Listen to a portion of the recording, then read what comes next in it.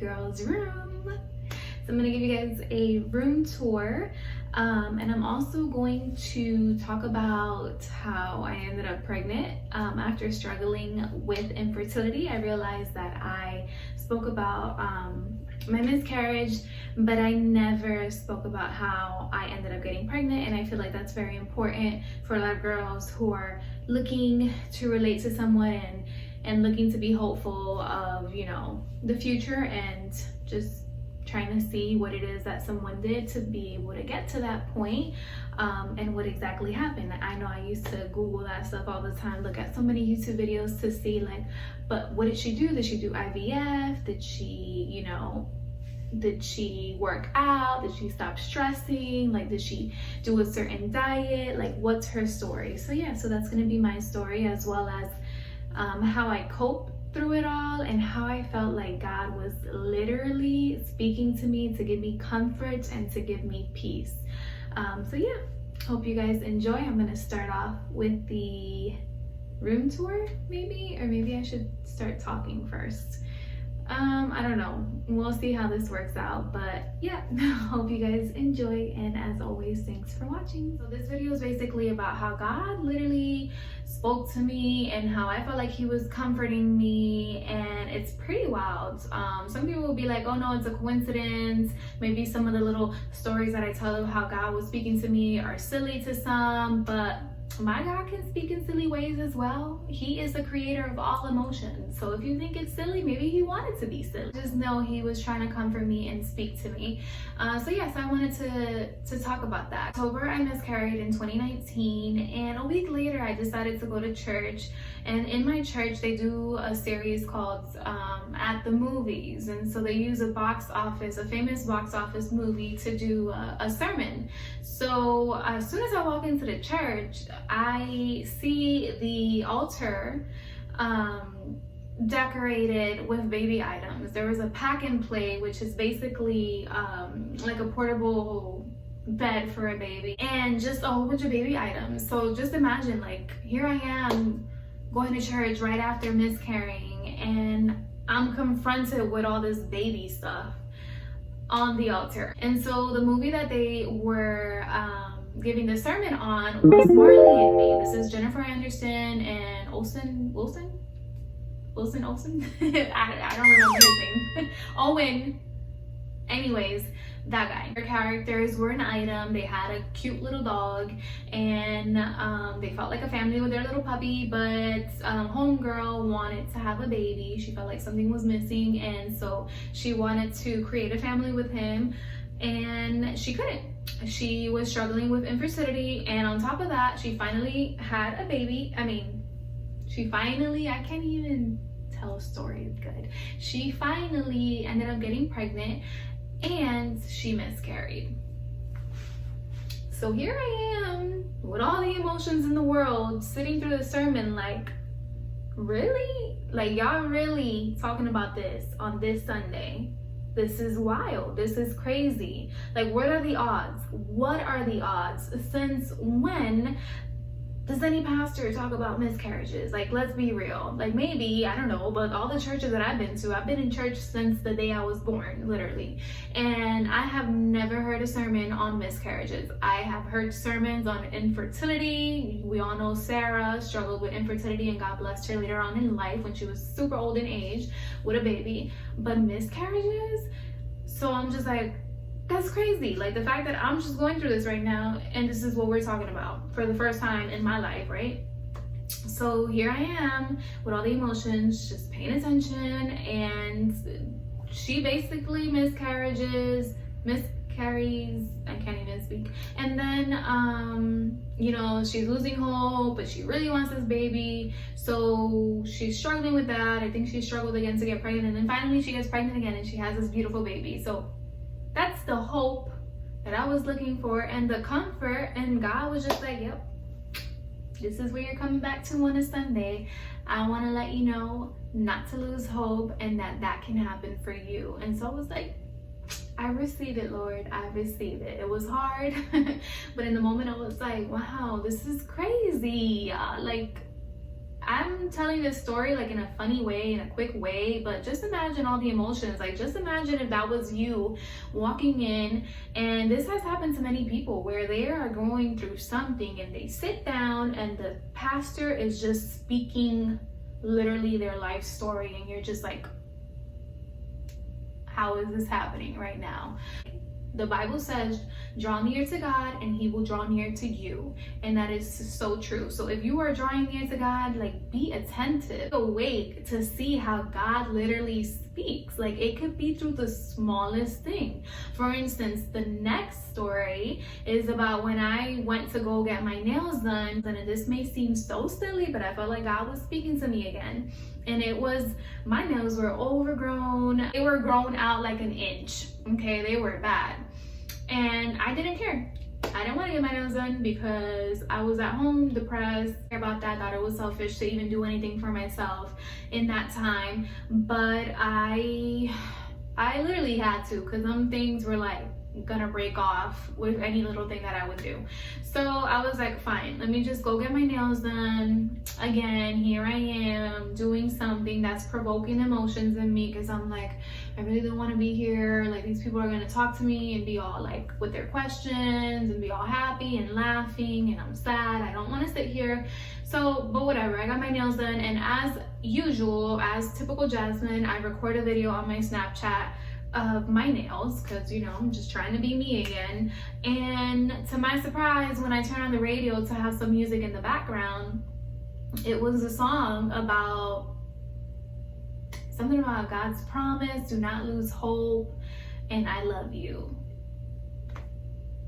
So silly to many, but to me, that was such a big moment. To me, that was like, Lord, you know my emotions right now. You know that I'm here just faking to be happy on my social media when I'm really not happy, faking a post because, you know, I just want to feel normal, and you are wrapping me up with your love with this song and reminding me that you got me and that I need to not lose hope and that everything's gonna be okay. And I'm gonna put in a clip because I saved it, because I was just like, wow, like that was a big moment for me. So here's the clip.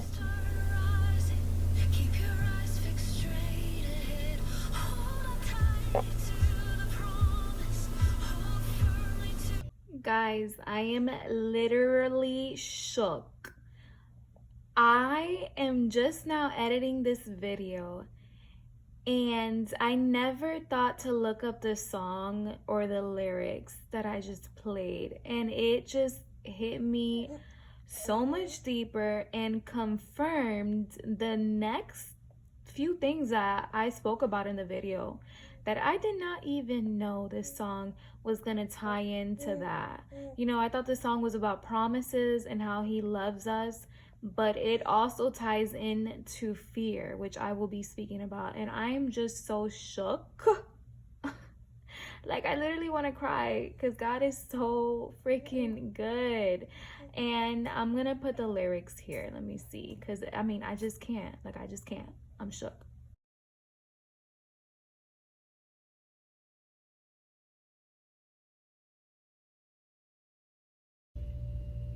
So yeah, isn't that crazy? And literally God spoke to me in bigger ways, and I will get into that.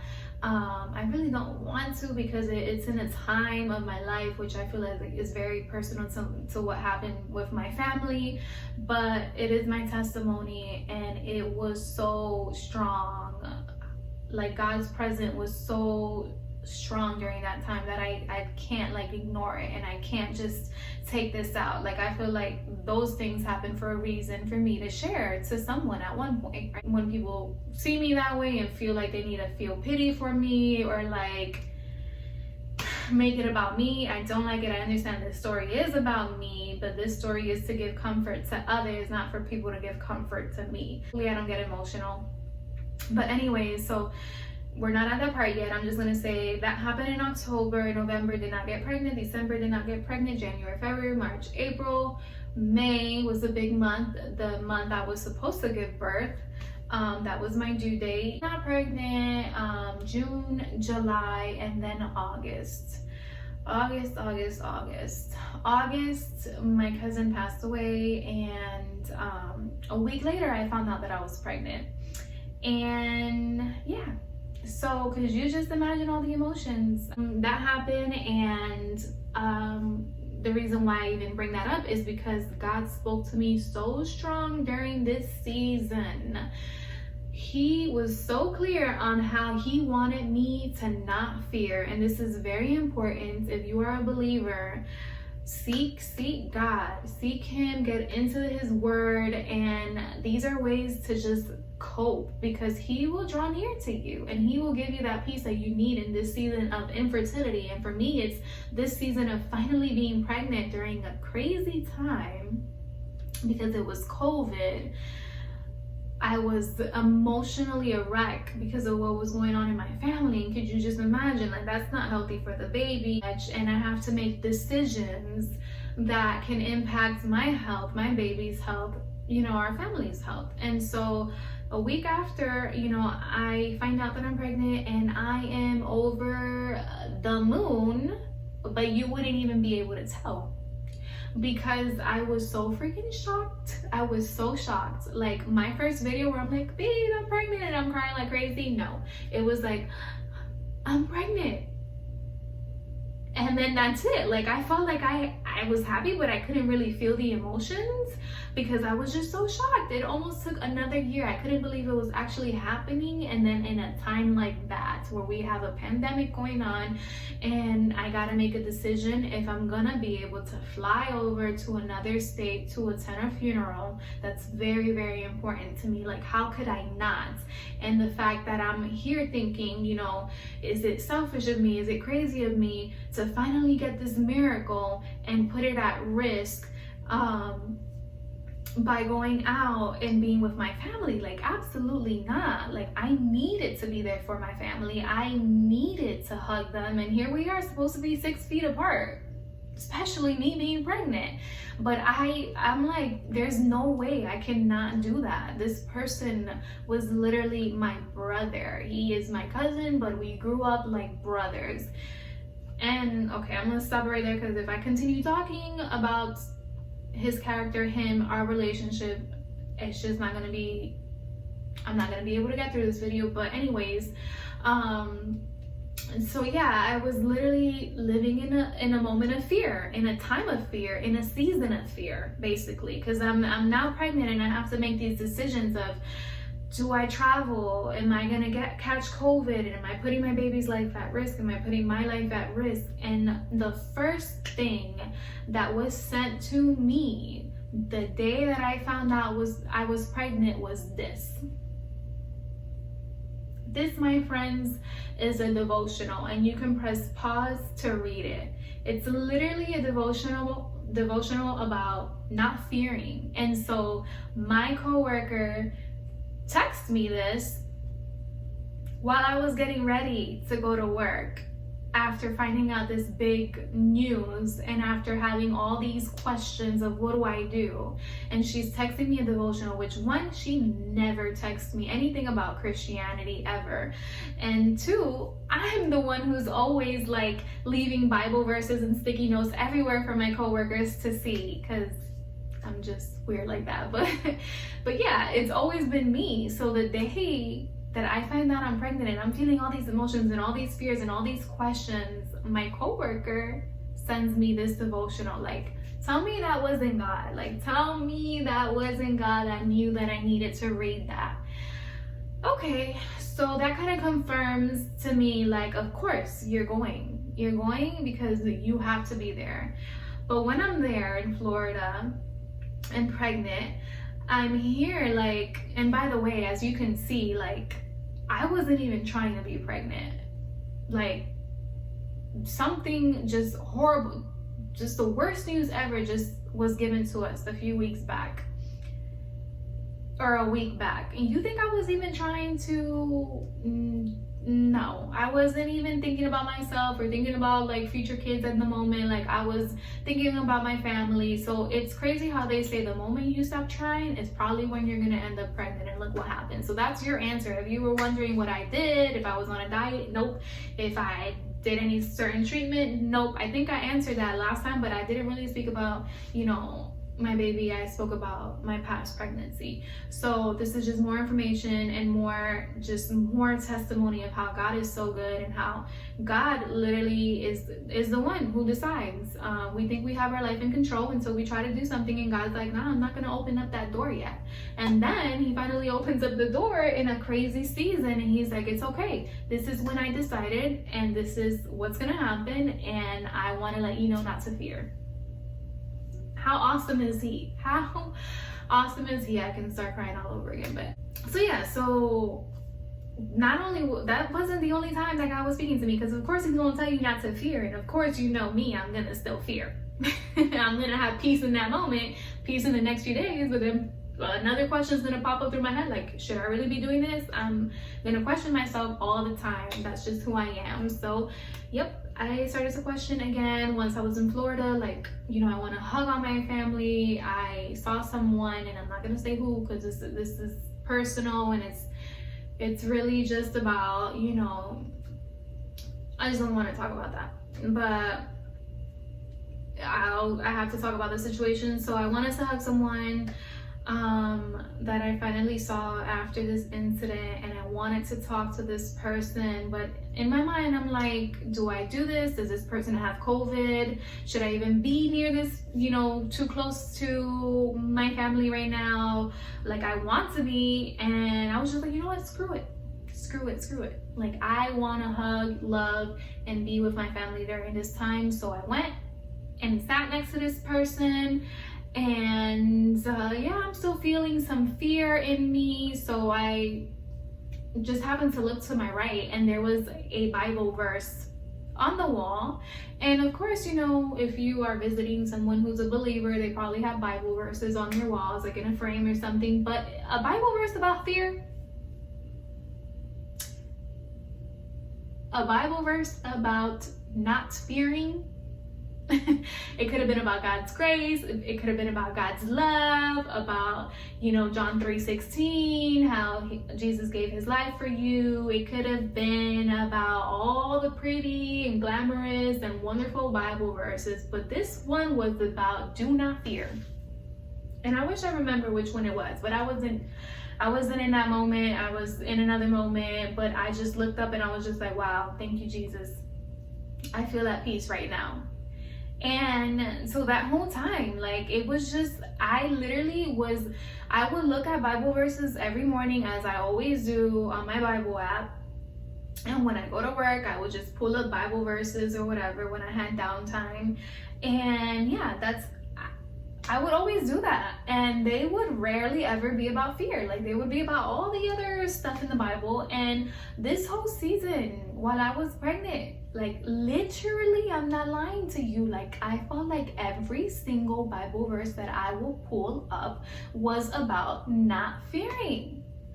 And I was just blown away, and I just need to testify about it, about how good God is, man. Like, how good it is when you turn over your life to him and you let him, even in a storm. And we went through a storm, because God's not gonna stop you from going through storms. Like, he can. There's gonna be moments where you probably should have went through something, but God shielded you and covered you. And there's gonna be other moments where it's like, these things just have to happen, and you're gonna learn something through it, and he's still gonna be there. And if you seek him, he's going to be with you. And the problem is that some people don't want to seek him, and by God's grace, he still goes out and tries to reach you. But other times you're gonna feel like, I'm not hearing him. Why? Because you're not seeking him, maybe. So this is important, like, seek God. And it's not like I'm like super spiritual, like, you know, waking up and praying at 5 a.m, or, you know, doing all these things that I probably should be doing. So no, you don't have to be on that level for God to be like, I'm here. Like, you probably aren't, and you probably already heard from him. And so I'm not saying, oh, because I seeked him, like, look at me, I'm so holy, God was speaking to me. No, it's just literally like, I believe in God, I have faith in God, I have my relationship with God. So I feel like that helped me out in this season. And by God's grace, like, sometimes you know, you don't even need to have a relationship and he's still gonna draw near. And I'm pretty sure a lot of people have experiences with that. And I myself had experiences with that when I wasn't in church, you know. I grew up in church, but there was times where, you know, I was trying to live a different lifestyle, you know, these things that I shouldn't have been doing. But yeah, so it's just crazy. It's not to judge anyone or anything like that. This is just to motivate you to, you know, if you are going through something, and even when you're not going through anything, just seek him and see how good, like just try him and see how good your life will change for the better. And so yeah, so that is basically what happened. It's a wild thing to be pregnant. Like, you're creating a life in you, God's creating a life in you, and you know, there's many things that can happen. So there are going to be overthinkers like me who just fear about everything, and there's some people who just enjoy their pregnancy at peace the whole time. But I feel like God definitely gave me peace that I probably would not have had, you know, if it wasn't for him, because I am an overthinker, but he definitely made it easier for me. And yeah, so that's my testimony. I didn't do anything. It happened naturally, just like I prayed that it would. And I hope that this just gives you all hope and just gives you guys faith, anyone who's struggling with it, that, you know, in his timing, what he wants to happen will happen. And it's crazy because during that time as well, like, I was going to a chiropractor that my husband, you know, like covered my whole treatment, because they said that they helped out with infertility, and they happen to be Christian women who, when you go in there, they're playing, you know, Maverick City, Kim Walker. Like, it is an amazing experience, like just peaceful, and they center their treatment around God. Like, they're doing actual treatment. It's not like they're just praying for you. Like, they're actual chiropractors doing their treatment. But yeah, so the treatment was for my back issues and also helping me out with fertility, which is crazy. And I remember when I told my chiropractor that I was pregnant, she was like, I had a dream and I didn't know if I should bring it up, but I had a dream that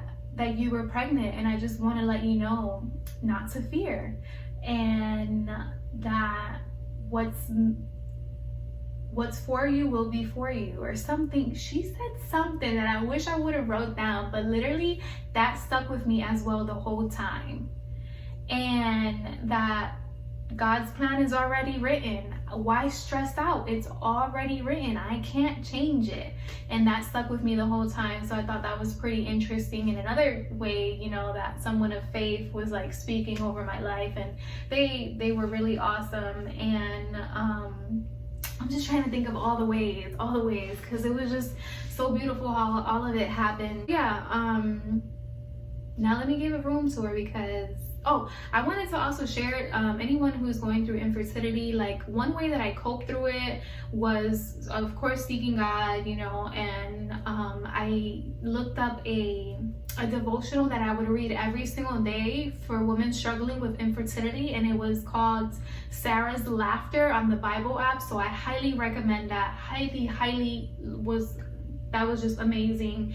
And another thing that I did was I started a Instagram page, because I needed to vent. Like, I was going through infertility. This was before I ended up pregnant. Like, I was going through infertility, and I was just like, I can't bottle these feelings in. I don't want to tell people that I know, because I don't want people that I know always asking me about it, or, you know, diagnosing me. So let me seek other women going through the same thing. And so I would always go on Pinterest and look at Bible verses that were like aesthetically pretty, and just like quotes about, you know, going through fear, going through the struggle of infertility. And so there was a lot of aesthetically pleasing ones. So I was like, you know what, I'm gonna start an Instagram to find girls like me, and to do something positive, like post things that would give us hope, because those pictures definitely gave me hope. Those verses definitely gave me hope. And also to vent, to have a place to vent, because, you know, sometimes it's not always butterflies and rainbows and happiness, and God is good, but, you know, you're gonna feel your emotions. So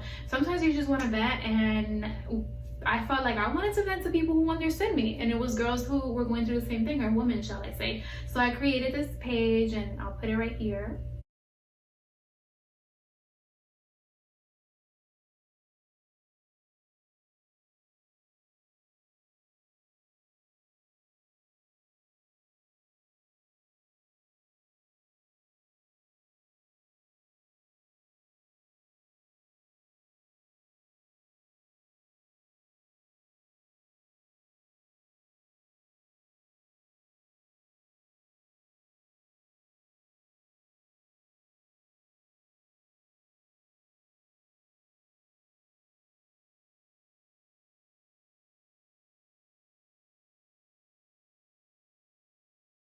people who weren't, but it was pretty cool and it helped me out a lot. So if you're going through anything like that or just anything in life, and create a Tumblr, create an Instagram, create an outlet where you can vent and you can just, as long as it's positive, right? And so yeah, so I just wanted to share that. So it's just the way that I coped, and hopefully, you know, this is like an idea that maybe you didn't think about, that now you thought about, and now you want to do it and you'll love it. So yeah, anyways, here's the room, because this video is going to be so long. Let me show you baby girl's room.